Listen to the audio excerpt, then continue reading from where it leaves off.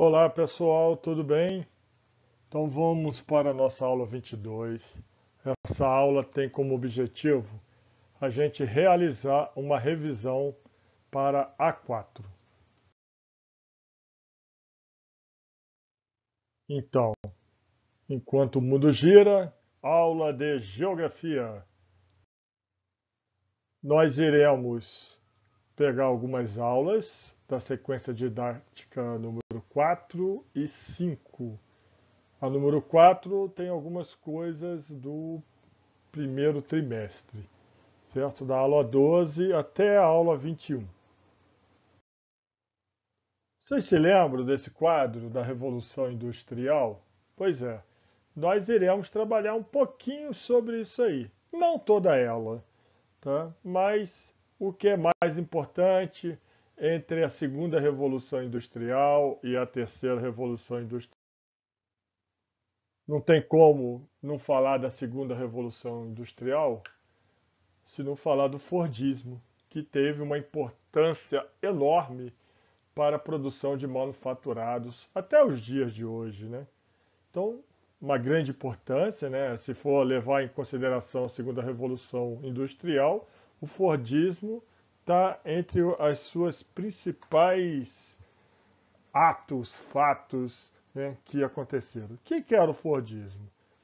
Era produção em larga escala, né? Henry Ford teve essa sacada para realizar a, a elaboração, a construção do seu T-1000.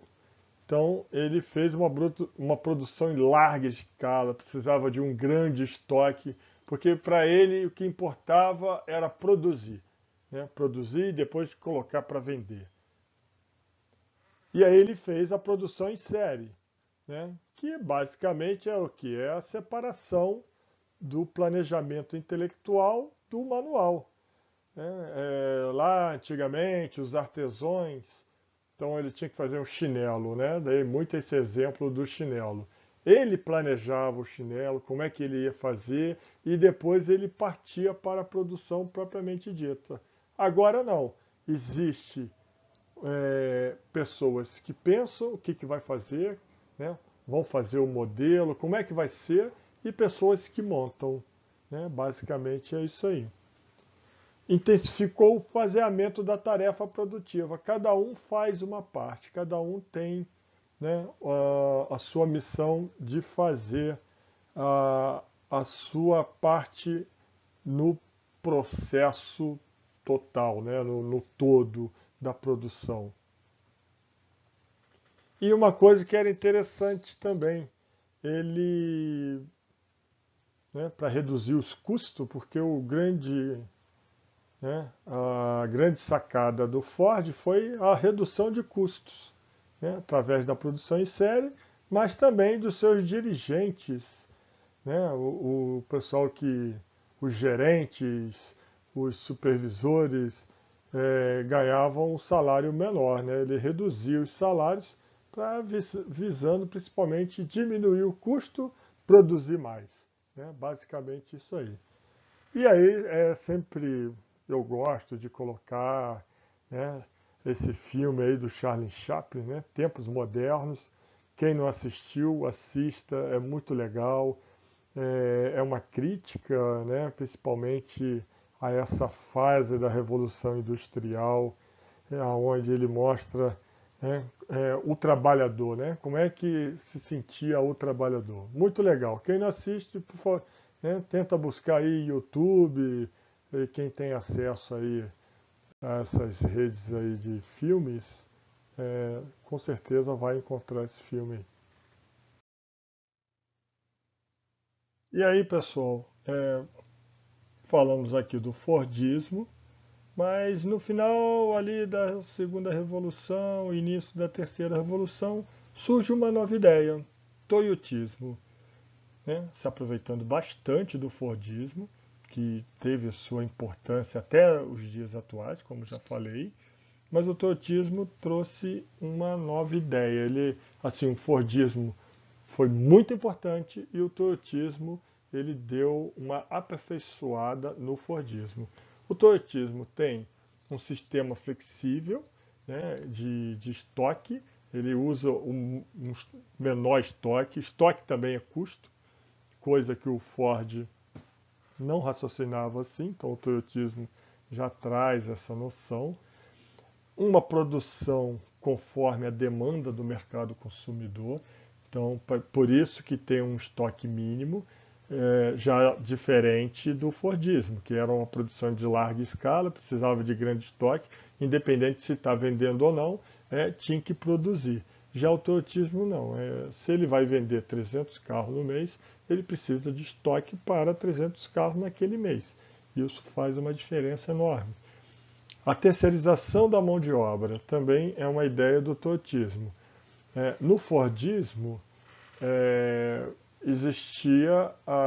não existia a preocupação do custo da produção. Então, todos faziam parte da produção. No toyotismo, não. Eles só se preocupam com o trabalhador da produção. Então, algumas outras fases que não são diretamente interligadas à produção, como limpeza, vigia, parte burocrática. Então, há uma terceirização desses serviços, né? E não o pessoal que trabalha direto na produção do carro é diferente. Então, esse pessoal é importante, eles são é, trabalhadores da fábrica, mas o pessoal que é vigia, limpeza, parte burocrática, já são de uma outra empresa que estão dentro da empresa. Entretanto, eles não têm, vamos dizer assim, uma atuação direta na produção. E isso aí diminui bastante os custos da empresa. No entanto, o trabalhador que trabalha direto na produção tem uma importância muito grande porque ele participa da produção. Ele sabe o que vai acontecer na frente e sabe o que vai acontecer antes dele. E se ele tiver uma ideia também que vai melhorar o processo, então essa ideia ela é aproveitada em todo o sistema de produção. Então existe essa participação do trabalhador no toyotismo, certo? Vamos para a próxima. Então, terminamos ali a revolução, vamos falar sobre cidade. Nós falamos sobre megacidades, sobre megalópolis, sobre metrópolis e também sobre cidades globais, que são importantes, né, no nosso planeta.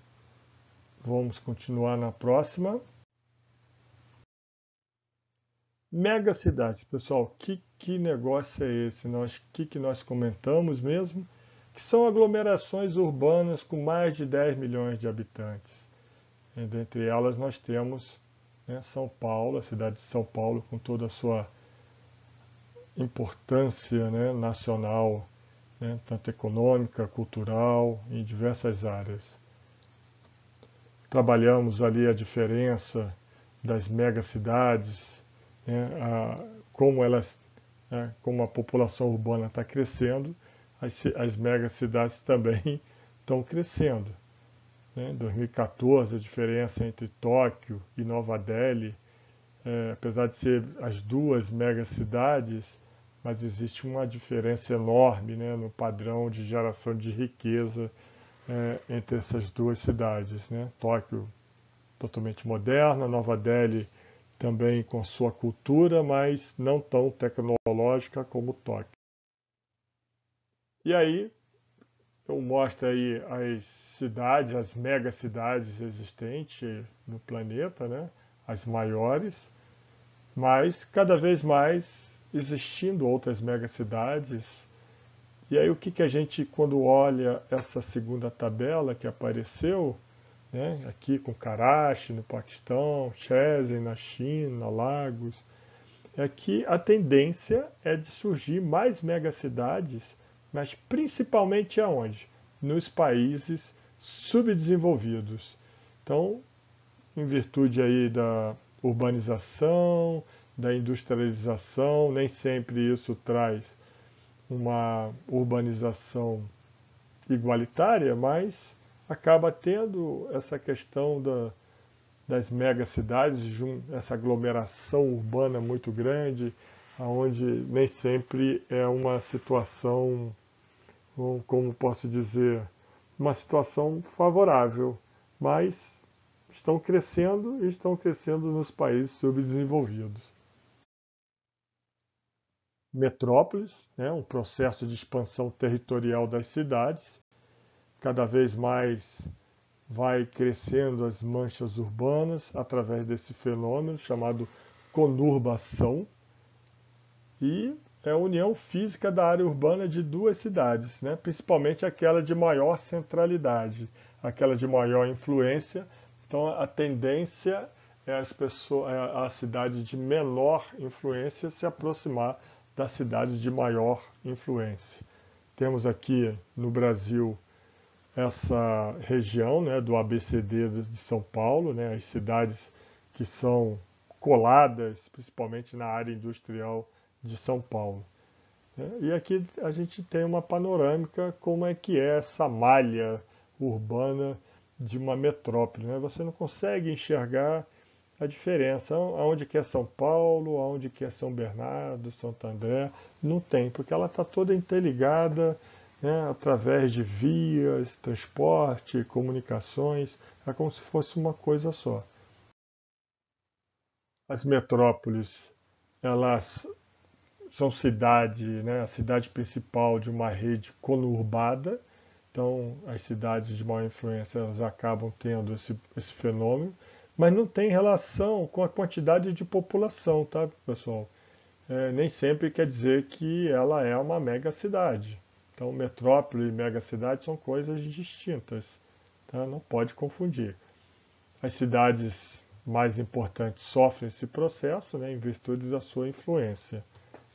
As megalópolis são aquelas maiores aglomerações urbanas na atualidade, né, a junção de duas metrópoles. Hoje, no nosso país, nós não temos nenhuma megalópole, né? A tendência é que no futuro São Paulo e Rio de Janeiro elas vão se unir, né? Mas para isso tem que ter vários investimentos para que as diferenças econômicas sejam econômicas, sociais também, né? Sejam resolvidos e haja essa conurbação de metrópoles, vamos dizer assim. E aí vem as cidades globais, que são importantíssimas para o nosso planeta, né? Elas funcionam como um polo integrador, né? E irradiado, né? Irradia conhecimentos, irradia cultura, irradia tecnologia, as grandes empresas transnacionais, grandes empresas tecnológicas, elas ficam sediadas nessas cidades, né? A parte central dessas empresas, as economias, tudo interligado. Fora, a gente pode dizer que quando a Bolsa de Nova York cai, com certeza a Bolsa de São Paulo começa em baixa, certo? Quando a Bolsa lá de Tóquio começa ruim, vai se propagando durante a Europa, chega em Londres, o mercado reage mal, chega em Nova York, chega em São Paulo, então tudo, né, essas cidades globais, elas têm um efeito, uma influência muito grande, né? São polos financeiros, são polos tecnológicos e polarizam tudo nelas, né? Eu sempre brinco, né, a cidade de Nova York, tudo acontece na cidade de Nova York, até o fim do mundo. Então, quando vai terminar o fim do mundo, começa em Nova York, para depois ser disseminado nos outros países, nas outras cidades, né? A gente vê muito isso nos cinemas. Até quando os ET chegam primeiro em Nova York, depois chegam em outros locais. É uma brincadeira, né? Mas a gente vê muito isso no cinema. Então tem vários tipos de cidades globais, né? Tem essas cidades tecnopolos, que são cidades que tem serviços especializados, principalmente de tecnologia, como aquela área ali perto de São Francisco e Los Angeles, onde tem, né, o Vale do Silício. Então, todas as empresas de tecnologia da informação, Google, Apple, está tudo concentrado ali naquela área. Nós temos aqui uma tecnopolo também muito importante ali na área do Vale do Paraíba, né, em São José dos Campos, né, voltado ali para o conhecimento aeronáutico, né? Temos o ITA, temos a Embraer, que é uma empresa brasileira muito forte e cada vez mais está aumentando o seu nicho no mercado. Aí a gente vai passando aqui pelos processos de urbanização, né? Só para vocês não esquecerem, né? Então, nos países envolvidos, o processo é um processo mais bem estruturado, eles absorvem bem os migrantes, né, dando condições de moradia, serviços, oferta de emprego, e a cidade ela fica mais harmônica, né, vamos dizer assim. Nos países subdesenvolvidos, existe um crescimento muito rápido e é desordenado, muito em virtude das condições precárias da área rural. Então as pessoas fogem da área rural para buscar uma vida com uma melhor qualidade na parte urbana e, né, a gente já comentou sobre isso aí, às vezes as pessoas não têm qualificação e elas ficam a par da sociedade, vivendo em situações precárias e ocasionando todos os problemas que nós já comentamos. Existe esse processo também importante, o processo de gentrificação. Então, o que é o processo de gentrificação? É a grande procura por lugares e imóveis que estão desvalorizados, né? Então, aquela questão do mercado imobiliário, da especulação, adquire por baixo preço. Os residentes antigos, quando eu falo residentes antigos, independente de ser da classe mais favorável ou não, eles são removidos, a paisagem ela é reinventada, quase sempre modernizada, né? Então dá uma eletizada na paisagem. A paisagem fica nova e é lógico que atende mais as classes mais elitistas. Mas tem a ver com a paisagem reinventada, certo? Novos prédios com as novas tecnologias, que atendam melhor, né, com as tecnologias de urbanização, melhor integração. Então, é o processo de gentrificação. Pega um local desvalorizado, reinventa, né, reinventa a paisagem e fica mais valorizado aquele local.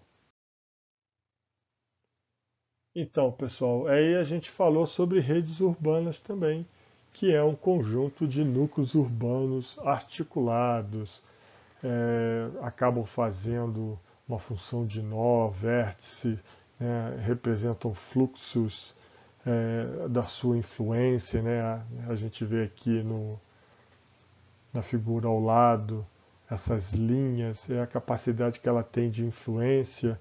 E os critérios o que? É a gestão pública, a gestão empresarial, onde estão os órgãos de maior importância, tanto da parte pública como da parte privada, a oferta de serviços especializados, os melhores hospitais, os melhores centros educativos, né, as melhores universidades, aonde tem um domínio da internet melhor, tem lugar que tem 4G, tem lugar que já está agora entrando no 5G.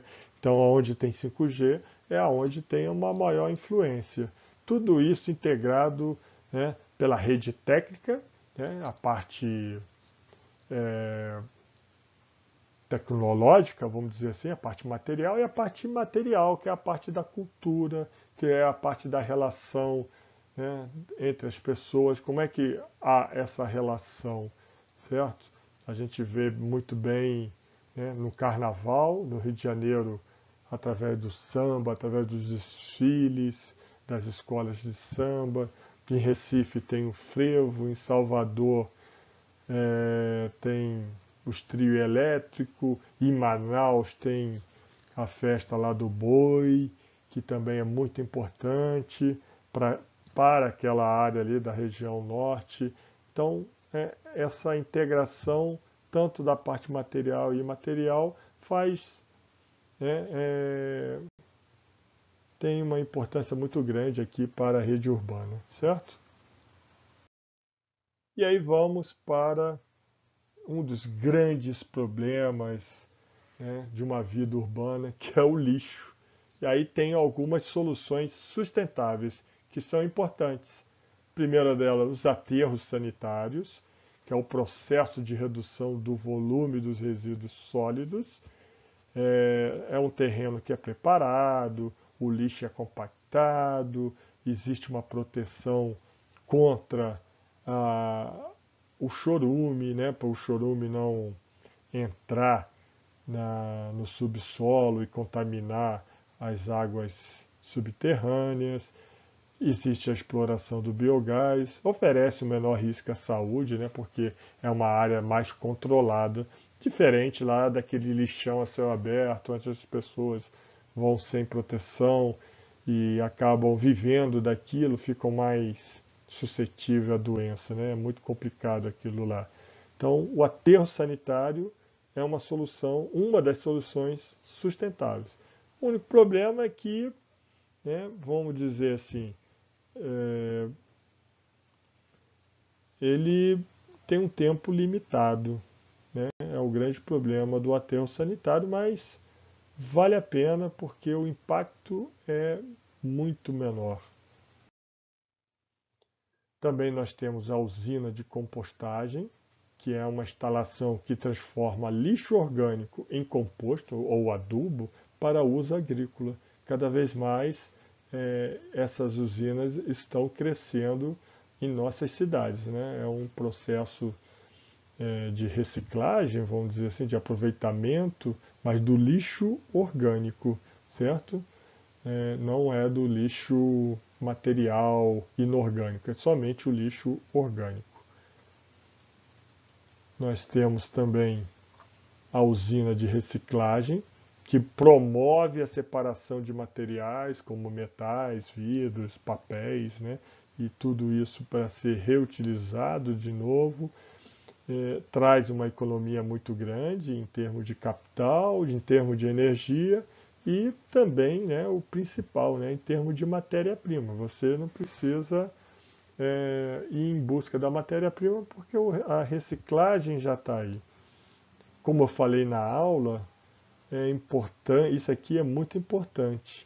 Então, quem criar um processo para cada vez mais diminuir o custo do material reciclado, com certeza vai ficar numa situação bem favorável economicamente, certo?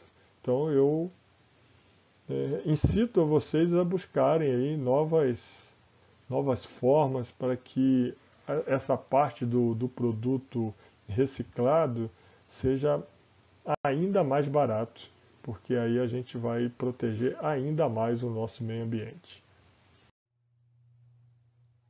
E aí chegamos ao final dessa aula. Espero que vocês tenham gostado. Estudem bastante e façam uma boa prova, tá certo? Pessoal, até a próxima. Tudo de bom para vocês, hein? Grande abraço.